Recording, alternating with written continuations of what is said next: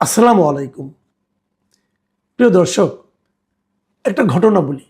দিন কয়েক আগের কথা। আমি হেঁটে হেঁটে কারওয়ান বাজার দিকে যাচ্ছিলাম। শার্ক ফোয়ারার সামনে ওখানে একটা পুলিশ বক্সের মতো আছে। বেশ কিছু পুলিশ ওখানে ওনাদের ডিউটি করেন। তো সেখানে হঠাৎ করে একজন পুলিশ আমাকে সালাম দিলেন। তো সালামটা পেয়ে আমি একটু কথা বলার সুযোগ পেলাম আর কি। তো একটা কথা অনেকদিন ধরে আমার মনের মধ্যে ছিল, বেশ কয়েকদিন ধরে। তাই মনে কি জিজ্ঞাসা করলাম যে, ভাই, আপনাদের এই পোশাকটা কে পছন্দ করেছে? তো আমি কেবল এইটুকু বলেছি।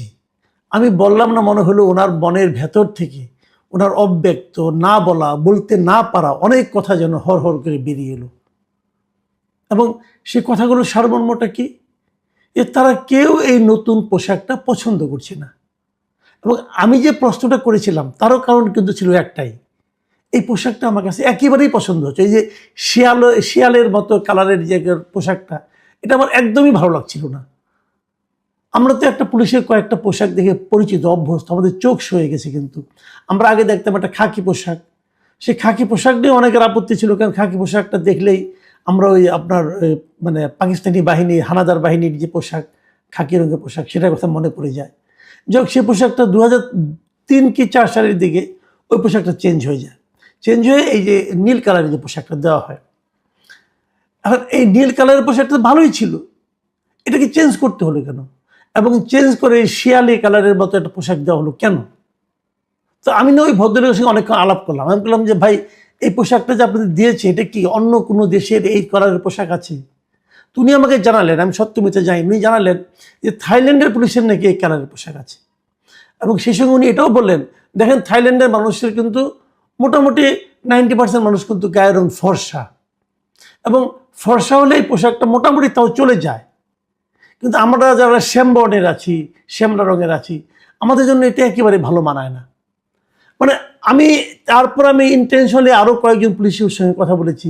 আমি এ পর্যন্ত একজন পুলিশ কর্মকর্তা পাইনি যারা এই পোশাকটাকে পছন্দ করেছে, যারা বলেছে যে নতুন এই পোশাকটা তাদের খুব ভালো লাগছে, এই রঙটা তাদের খুব ভালো লাগছে।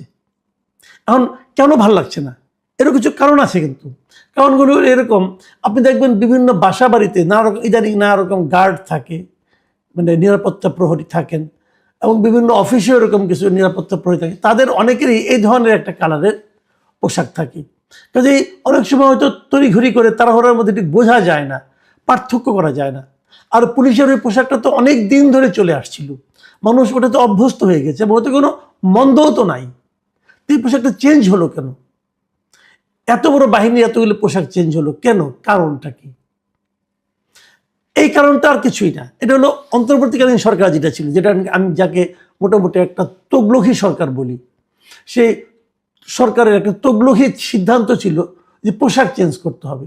এবং তখন আমরা দেখেছিলাম র্যাব, আনসার এবং পুলিশ, এই 3 বাহিনীর পোশাক করা হয়েছিল।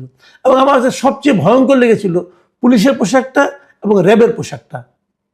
এবং তখন আমি বলেছিলাম যে, আপনি যদি সিংহের গায়ে যদি বিড়ালের চামড়া লাগিয়ে দেন তাহলে যে অবস্থা হবে, এটা হলো তাই। ভাই, পুলিশকে দেখে তো বুঝতে হবে যে এরা একটা মানে আপনার অন্যায়ের বিরুদ্ধে রুখে দেওয়ানোর মতো একটা বাহিনী, তাই না? এই বাহিনীকে আপনি এই পোশাক পরিয়ে দিচ্ছেন কেন?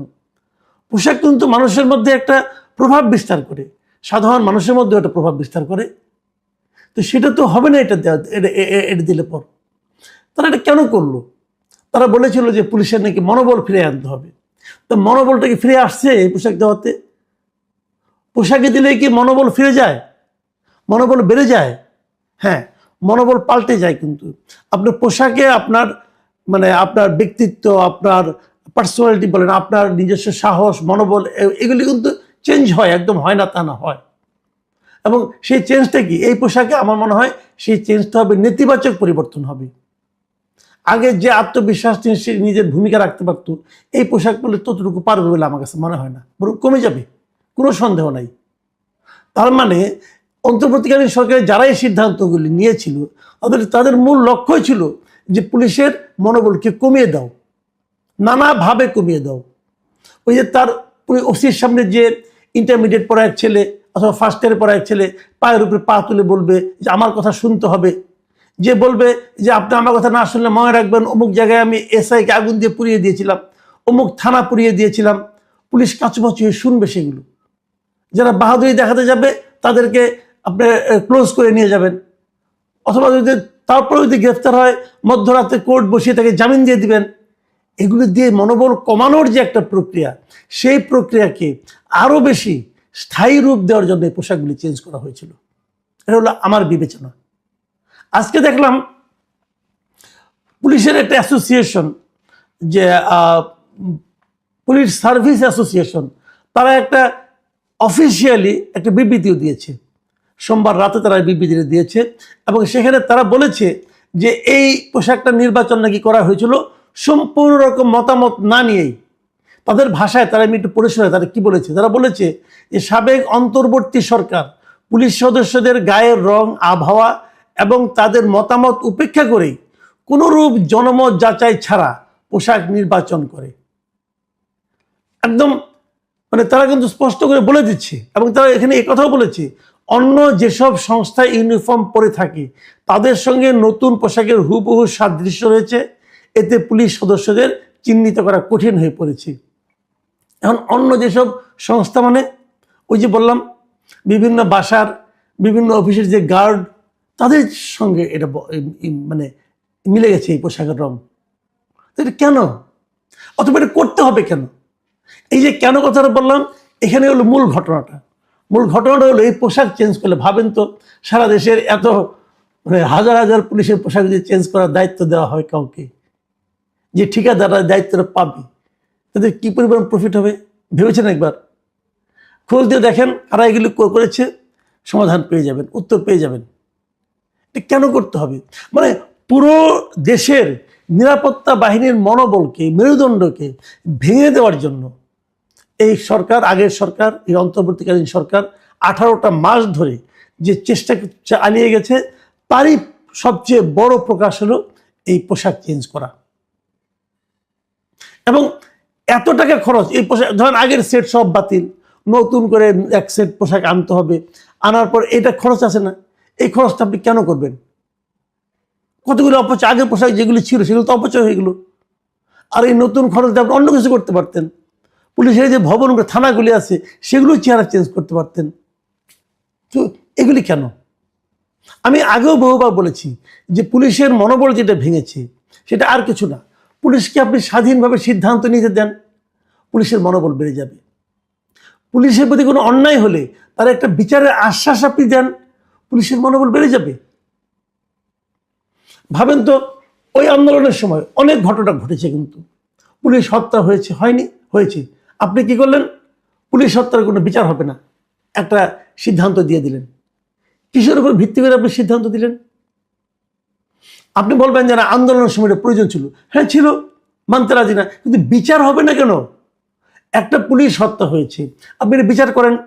বিচার করলে যদি প্রমাণ হয় যে ওই সময় পুলিশকে হত্যা না করলে ওই আন্দোলন সম্ভব হতো না, তাহলে মানলাম যে পুলিশ আন্দোলনকারীদের বিরুদ্ধে ছিল, তো মেরেছেন আপনি। কিন্তু যদি প্রমাণ হয় যে আন্দোলনের সঙ্গে ওই পুলিশকে হত্যা করা না করার কোনো সম্পর্ক নাই, তো সেটার বিচার হবে না কেন? তার বিচার তো হতে হবে। পুলিশরা কি মানুষ না? পুলিশরা কি দেশের নাগরিক না? আচ্ছা, যত পুলিশ মারা গেছে সেই 2024 জুলাই আগস্টে, তাদের যারা ফ্যামিলি আছে, সেই পুলিশ নিহত হওয়ার কারণে, তো সেই পুলিশ মারা যাওয়ার কারণে তার ফ্যামিলি কি তার বেনিফিটগুলি পাবে? যদি হত্যারই বিচার না হয়, হত্যা বিচার না হওয়া মানে কি? তার মানে হত্যাটা জাস্টিফাইড, তাহলে তার ফ্যামিলি পাবে না, বেনিফিট পাবে না।